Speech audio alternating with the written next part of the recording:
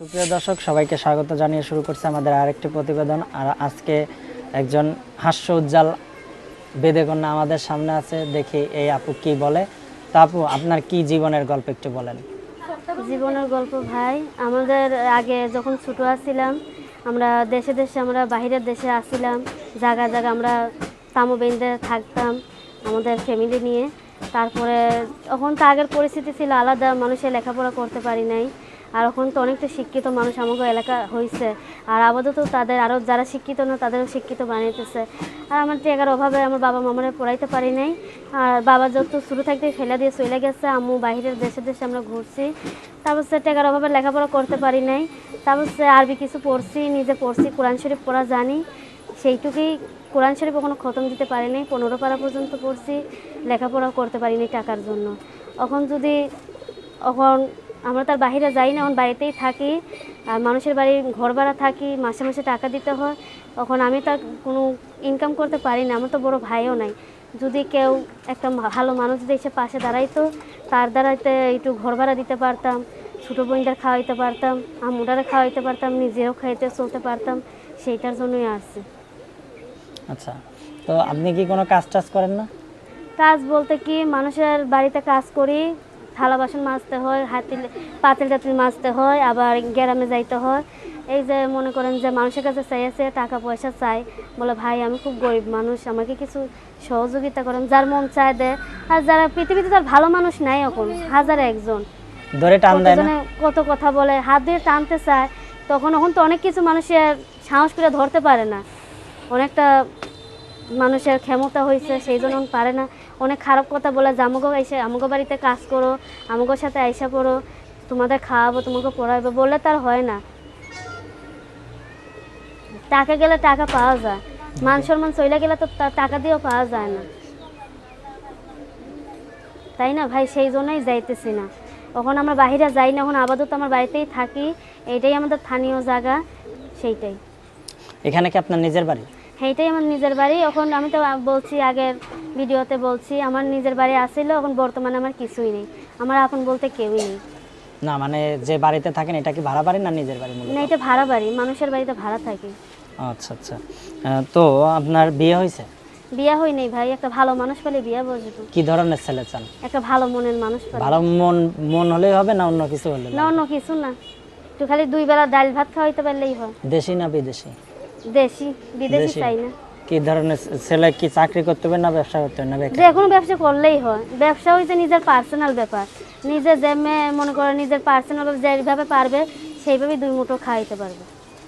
আচ্ছা, তো আপনার এই প্রতিবেদনের সামনে কেন এমনি সাহায্য সহযোগিতা বা কোনো কিছুর জন্য? তো এই দুনিয়া মানুষ নিজেকেই নিজে জিজ্ঞেস করে না, আর আপন বলতে কে থাকবে? যদি থাকতো তাহলে কি আজকে ইউটিউবের সামনে এসে মানুষের অনেক অনেক খারাপ কথা শুনতে, একজনে ফোন দিয়া এইটা বলে ওইটা বলে, তাহলে কি আর এইসব কথা শুনতে? আমাদের মতো মেয়েরা মেট্রিক পাস পর্যন্ত করে ফেলছে, আর আমরা কোনো নিজের নাম লেখাটুকুই জানি না। কিসের জন্য জানি না, আজকে কপাল দোষে জানি না। আমাদেরও তো ইচ্ছা করে ভালোভাবে চলতে ফিরতে বাঁচতে, কিন্তু আমরা তো পারি না। আমাদের তো আপন বলতে কেউ নাই, সেই জন্যই আমরা পারি না। আজকে যদি আপন মানুষ যদি পাশে থাকতো, তাইলে আজকে লেখাপড়াও থাকতো, আজকে ইউটিউবের সামনে আসতো না, মানুষের কথা শুনতে হইতো না, মানুষের খারাপ খারাপ কথা শুনতে হইতো না। ইউটিউবে ফোন দিয়ে অনেক কথাই বলে, কি বলে এগুলো তো শুনতে হয় না। একটু শুনে দেই কে কি বলে।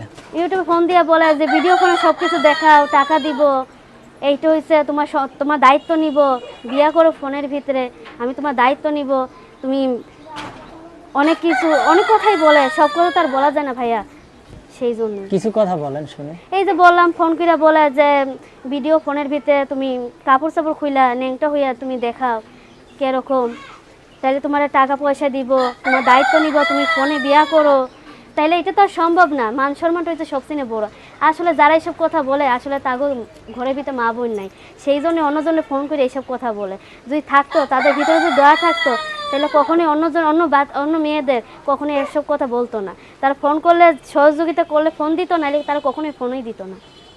আচ্ছা, তো আমরা তো অনুষ্ঠানে একেবারে তাইলে সেইটা তার কোনো দোষ দিয়ে লাভ নাই। সব দোষ হচ্ছে আমার ভাগ্য আর আমার কপাল। দোয়া করি, যারা মিথ্যা কথা বলে, ফোন দিয়া মিথ্যা আশা দেয়, খারাপ খারাপ কথা বলে, আল্লাহ তার বিচার অবশ্যই করবে। আচ্ছা, আপনার ভিতরে অনেক অভিমান আর অনেক কষ্ট জমানো না?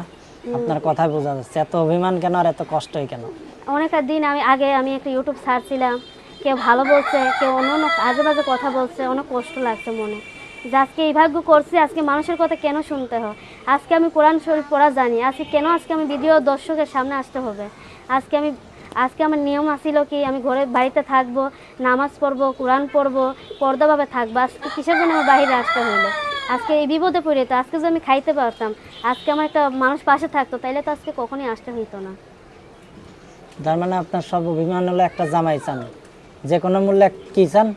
একটা স্বামী চাই ভালো মনের, আর কোনো কিছু ভালো না হলে না একটা চলবে? কালো মানুষই চাই, ফর্সা মানুষ চাই না। আর কোনো কিছু ভালো না হলে চলবে? না আর কিছুই ভালো লাগবে না। Sure. ভালো খারাপ হয়েছে আল্লাহর দান, সেটা তো আমি বললে হবে না, আমার ভাগ্য যা আছে তাই। তো দর্শক, আমরা অনুষ্ঠানের একেবারে শেষ পর্যায়ে চলে এসেছি। হ্যাঁ, তো আমরা এই অনুষ্ঠানগুলো রেগুলারলি বিনোদনের জন্য করে থাকি, আজও তার ব্যতিক্রমী নেই। তো এখন বিয়ে করলেই সব সমাধান হয়ে যাবে তো? এখন দায়িত্বটা নিলে একটু পাশে দাঁড়াইলে এইটুকুই। আচ্ছা, বিয়ে করলে আপনার স্বামী আপনার কাছ থেকে কি পাবে? আপনি তো স্বামীর কাছ থেকে চাচ্ছেন, স্বামীকে আপনি কি স্বামীরে দেবেন? ভালোবাসবো এটাই, বেশি কি বেশি রকম ভালোবাসা ভালোবাসবেন? দেবো, ভালোবাসা কষ্ট বেশ দুঃখ বেশি? সব ভুলিয়ে দেবো। কিভাবে বলে দেবেন? এমনিতে মুখের ভালোবাসা থাকলে অনেক কিছুই হয়। তা আমি তো এখন পর্যন্ত আপনার কোনো ভালোবাসা পাইলাম না, সব কথা বাড়াচ্ছে। ভালোবাসলে অবশ্যই ভালোবাসা পাবে, কিসের জন্য রস ভালোবাসা কথা তো পাবে একটু না? মিষ্টি কথায়, নাহলে দর্শকরা আকর্ষিত হবে কিভাবে? মিষ্টি কথা বলবো, যে যখন ভালোবাসার মানুষ হবে অবশ্যই তার সঙ্গে মিষ্টি ভাষায় কথা বলবো। আচ্ছা, তো সব মিলাই যদি আমার এখন কথা শুনতো, না? এখন কোনো স্বামী আপনার খুঁজতে যোগাযোগ করতে চায়, সেক্ষেত্রে নাম্বার দিবেন? নাম্বারটা তো সুপ্রিয় দর্শক, আমাদের অনুষ্ঠানটি বিনোদনের জন্য বলে আসছি সব বরাবরের মতো। আর এই নাম্বার নিয়ে কেউ কোনো প্রতারণার শিকার হলে চ্যানেল কর্তৃপক্ষ দায়ী থাকবে না। তার নাম্বারটি হলো 0131398124। আমি আবার বলছি 0131398124। শুনতে পারতো না গেলে। দর্শকদের উদ্দেশ্যে কিছু বলবেন? উদ্দেশ্য কি ভাই, আমি গরিবের মেয়ে, আজকে ভিডিওর সামনে আসছি, পারলে কিছু সহযোগিতা করে একটা ভালো মানুষ পাশে দাঁড়াইয়েন। শুধু শুধু আজে বাজে মানুষ ফোন দিয়ে বিরক্ত করেন না, তাইলে ভালো মানুষে মোবাইল ব্যস্ত পায় আর আজে বাজে কথা বলে যে তোমরা সিটিং বাস, তোমরা সিটার, টাকা নিয়ে তোমরা ফোন বন্ধ করে রাখো, এইসব কথা বলবে না। তোমরা কেউ আজে বাজে মানুষের ফোন দিও না, পারলে একটা ভালো মানুষের ফোন দিও, একটা গরিব মেয়ের পাশে দাঁড়াইও, এছাড়া তোমরা ফোন দিও না। আর যদি শুধু শুধু ফোন দিয়ে একটা মেয়েকে বিরক্ত করো, খারাপ খারাপ মুগ্ধ করো, তাহলে এই বিচার আল্লাহ কখনো একদিন আল্লাহ তোমাদের বিচার করবে। আচ্ছা, এখন যদি কেউ দেখা যাচ্ছে আপনার মোবাইলে পাচ্ছে না, কোনো কারণে মোবাইল বন্ধ আছে, হ্যাঁ, না কখনোই বন্ধ সেক্ষেত্রে থাকবে যদি না। আপনার এলাকায় এসে আপনার নাম ধরে বলে, কেউ চিনবে আপনাকে? হ্যাঁ, আপনার কি নাম বললে চিনবে? আমার নাম হয়েছে স্মৃতি। স্মৃতি। এলাকায় এসে স্মৃতি বললেই চিনে যাবে? হ্যাঁ, স্মৃতি এ পর্যন্ত কয়জনের জীবনের স্মৃতি হয়েছে? অন্য কারো জীবনে স্মৃতি হইতে পারিনি, যে এই ডাল ধরি ভাঙ্গা পড়ি, কেউ ভালোবাসে না, এই দুনিয়াটাই হচ্ছে মিথ্যা। তার মানে জীবনে এমন এক জায়গায় আপনি কট খাইছেন বা ছেঁকা না, না, খাইছেন, না, যার ছেঁকা জন্য খাইনি। আপনার অভিমান অনেক বেশি। না না, ছেঁকা খাইনি, কাউকে কোনো ভালোই বাসিনি। তো স্মৃতি আপু, ভালো থাকবেন, সুস্থ থাকবেন, দেখা হবে যদি আগামী কোনো পর্বে যদি ভাগ্যে থাকে। আচ্ছা ভাইয়া, আপনারাও ভালো থাকবেন, সুস্থ থাকবেন, সেইটুকু। দর্শকরাও ভালো থাকবেন।